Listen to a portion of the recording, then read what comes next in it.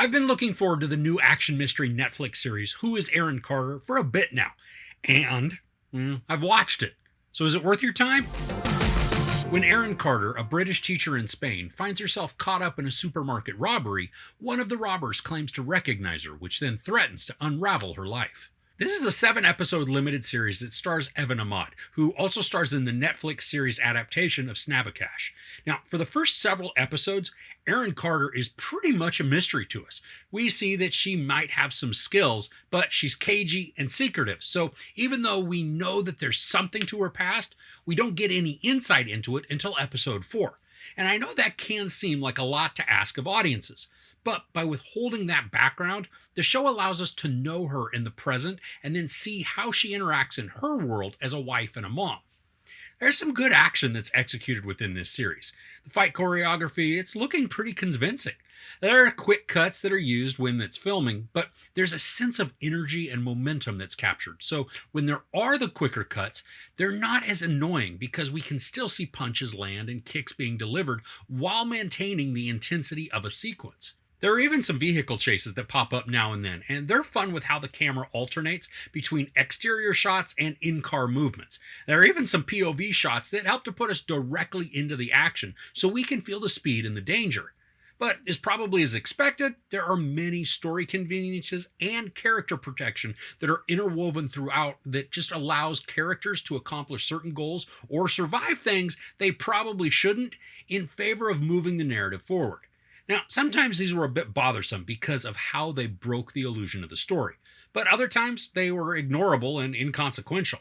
There's one huge area of character protection that comes towards the end of the show, and I think it's a biggie to ignore. It's kind of similar to when Gail and Sydney got stabbed in Scream 5, and then they're walking around several minutes later like nothing happened. And the same sort of scenario plays out here. You just have to kind of accept it and go with it. There's a lot of drama that we watch play out in Erin's circle of influence within her life. She's a substitute teacher and comes in contact not only with the parents of other students, but then neighbors and staff that all conveniently intertwine and connect in one way or another. Now, one of the most glaring conveniences is that her neighbor is a police detective, and he helps her out way more than he really should. And this works for the story because it then provides the necessary info for us to understand relationships and then plot twists, but it is also pretty implausible with how everything really just shakes out. I'm not saying that those implausibilities ruin the enjoyment of the series, but they are present and they're obvious, so the potential for ruin is present. Now, I think some of the angst that surrounds Erin's relationships is exaggerated to make dealings seem more weighty or tense. Interactions, they're overblown, which does make them more dramatic, but not necessarily wholly believable. There was a point that the on-again, off-again tussles, it just got to become tiresome. Like we're just watching a bunch of immature children who can't figure out how to get along and make the best of a situation. Now, for the mystery angle, I was hooked. Pretty much from the get-go, I wanted to know more about Erin and why she's acting so suspiciously. The story establishes this sense of mystique and danger, even though the why is unknown for quite a while. And then, even when we do learn about some of the background, there are still other arcs that create intrigue and turn the mystery into more of a pursuit type of story. There's a lot of urgency that the series establishes, and it maintains most of it throughout the episodes. There's not a lot of downtime that makes lulls in the storytelling, which means that the pace is pretty quick. Now, there is some repetitiveness and some of the drama, it does get old, but the issues at the core of the story, they help to keep it moving. And something else that helps this progress somewhat efficiently is new complications that are just continued to be piled on. So once one arc is resolved, or even still going on, some new wrinkle will be introduced to add more complexity and obstacles to Erin's progression. Now, a few of these can be exciting, but others come about abruptly, without much development that makes them feel forced or even oddly placed. Now, that doesn't take away from the peril that a character might face, but it does lessen the emotional impact a little because the entire context for a situation just hasn't been built out. Now, I think this is a pretty easy binge if you're into the story. There are a few likable characters that I became invested in, and their dynamics kept me engaged because I was curious about their involvement or their outcome. Now, Erin's daughter and her husband, they're fairly charismatic, and because they appear to be rather innocent, they're a natural draw as sympathetic characters. Erin's neighbor cop friend, he comes across as an earnest and helpful person, but not always.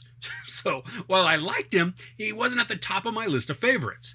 And from there, most everyone else is just kind of sus. I mean, they could swing one way or the other, and that's mostly dependent on what's best for them.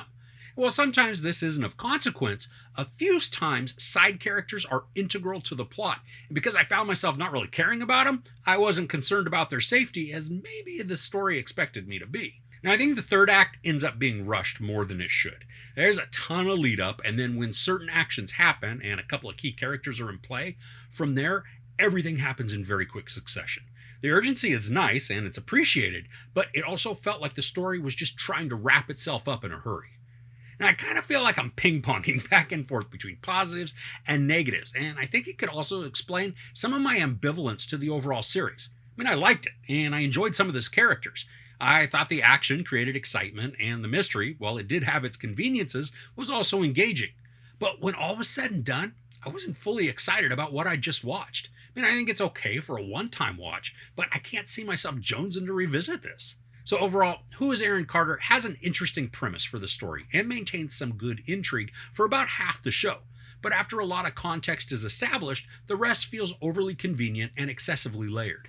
Evin Ahmad is charming as the lead and can handle both the drama and action convincingly, and the story unfolds at a quick pace, but there is a lot of plot protection built in, as well as an overabundance of characters that feel inconsequential.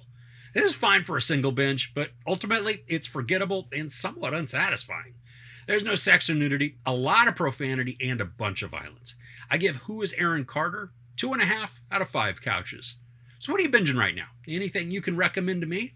Let me know in the comments below. If you enjoyed this review, please give it a like. Also, don't forget to share and subscribe. I'm Chris.